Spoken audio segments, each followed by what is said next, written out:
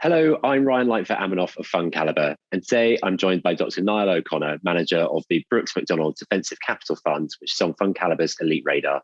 Niall, thank you very much for your time today. Good morning. Now, back in June 2020, you very rightly predicted that we were going to get inflation. Haircuts, holidays would get a lot more expensive. What are your thoughts on inflation today, a year and a half on? Do you think it's transitory or not? And do you have a position in the portfolio for inflation that has paid off in any way?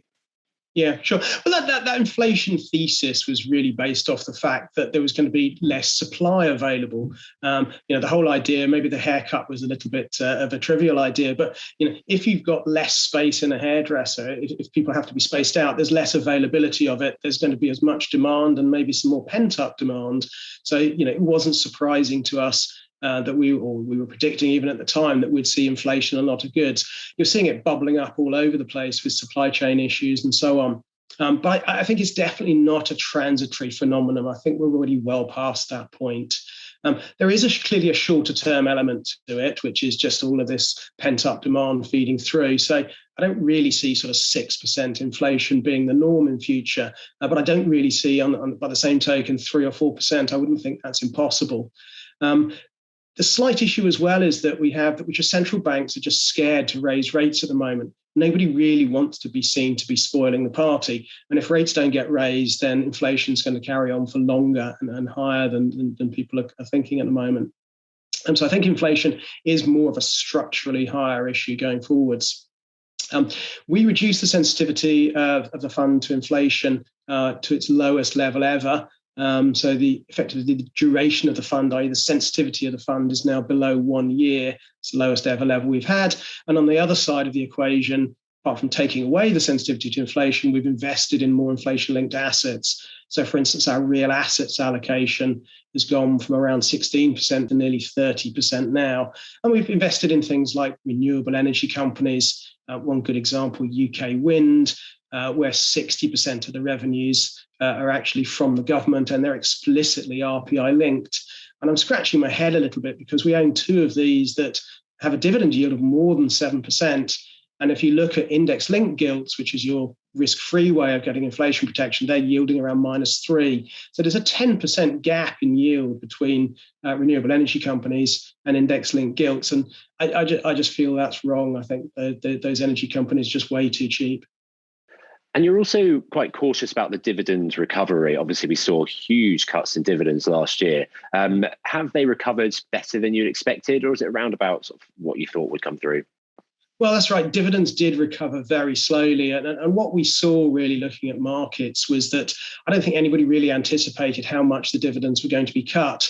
And they've recovered quite slowly. So if you look at FTSE dividend futures, suggesting the dividend yield on the FTSE for this year is only going to be around 3.3. So that's well below where most people would have expected in the sort of 4 to 4.5 year range. Futures markets were much more bearish than that still. So we actually bought some 2022 FTSE dividend futures, and they've rallied over 40% since. And I think there's still a bit more upside. But yes, the recovery has been a lot slower than people originally anticipated. And at the time, you were looking for sort of safe yield in places like real estate, investment trusts, and high yield bonds. You talked a little bit about buying real assets for inflation, but are you still seeing that sort of safe yield with them today?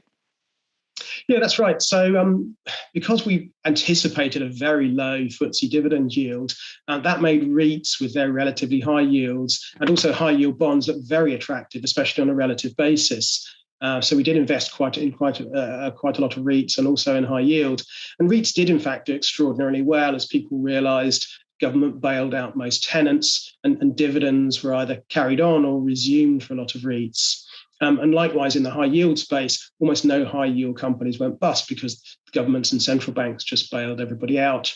Now, that's a little bit less true today. You do have to be a bit more choosy because many of our REITs have rallied very strongly. So we were buying REITs at around a 30% discount. Some of them even got to 50% discounts. And a lot of those have rallied and are now trading much closer to their NAVs. So any of those have sold to NAV, any of those have traded close to NAV, we've either trimmed or sold those. But there's still plenty of REITs out there that still look very attractive. especially if you think we're in a higher inflationary world, because a lot of those REITs have rental income streams which are either implicitly or explicitly linked to inflation. But you do have to be a bit more picky. But in a couple of examples I'd give there, Empiric Student Properties is still on a 23% discount, and Standard Life Investment Properties also on a 23% discount. And that's actually pretty much an industrial REIT. On the high yield side, things do look much more fully valued now. So we much prefer things like lending funds. These are investment trusts lending to companies. It looks a bit like high yield, but we get much better yields. Dividend yield in that space is over 7%. And then also in the equity CLO space, where you're getting, again, a much more yield pickup. So much better risk reward characteristics there. Fair Oaks Income would be our favorite there on a 15% yield. And you've got quite a lot of these things in the funds called autocalls. It's not often what we see from some of our other funds. So maybe you can explain sort of what they are and what the purpose of them is in the portfolio, please. Sure. They're sometimes better known as structured products. In simple terms, they're issued by investment banks and they're based on major equity indices. So, for instance, you might buy a FTSE autocall, and that would pay, typically in these markets now, about a 6% annual coupon. With the proviso that the FTSE has to be at 60% or more of its initial level on the 6th anniversary. So as long as the FTSE doesn't have more than a 40% drawdown over that period, or is down more than 40% on the 6th anniversary, you collect a 6% coupon. If it's down more than 40%, you get the FTSE return. So your worst outcome is that you end up with the equity return. Your best outcome is that you're getting a 6% annual coupon. And in between, they behave a little bit like a lower volatility version of the index.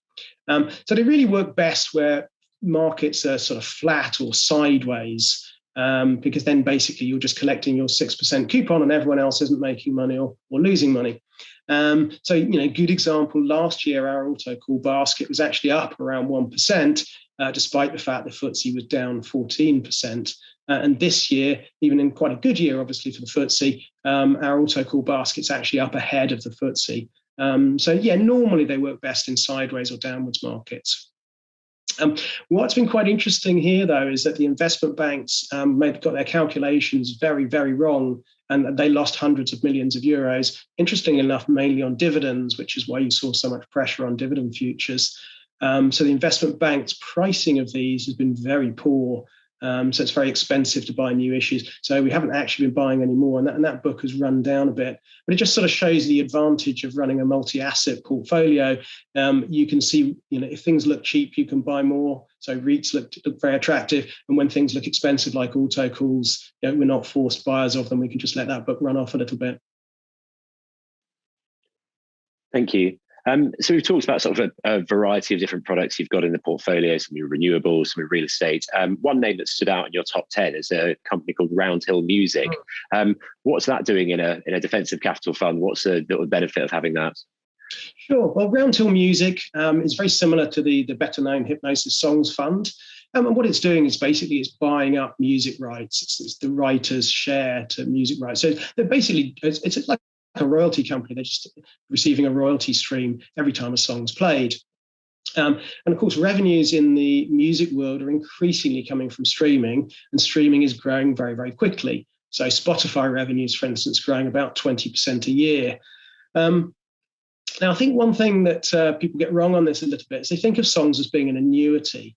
But they really aren't. So there's always a preference, obviously, for listening to newer songs. So the example I always give here is Rihanna's Umbrella. And of course, the year that was out, you'd hear it 10 times a day.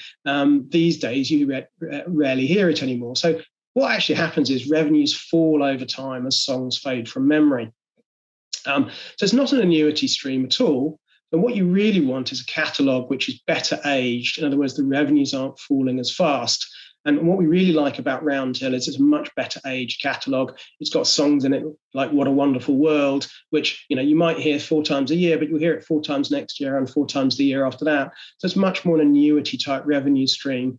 And Roundhill's catalogue is very much more focused on songs like that, and classic rock, and much less on modern pop, where you'd see the revenues fall. So we think the catalogue has much greater value, should be valued at a much higher multiple than Hypnosis is. But in the market, if you look, they're valued around the same.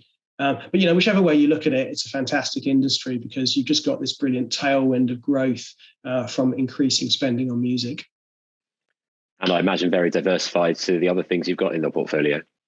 Well, that's the other nice thing about it. Yes, it should be quite market neutral. It should do something very different to an equity fund or a lending fund because music just does its own thing. Well, Niall, that's been really interesting. Thank you very much for your time today. Thank you very much.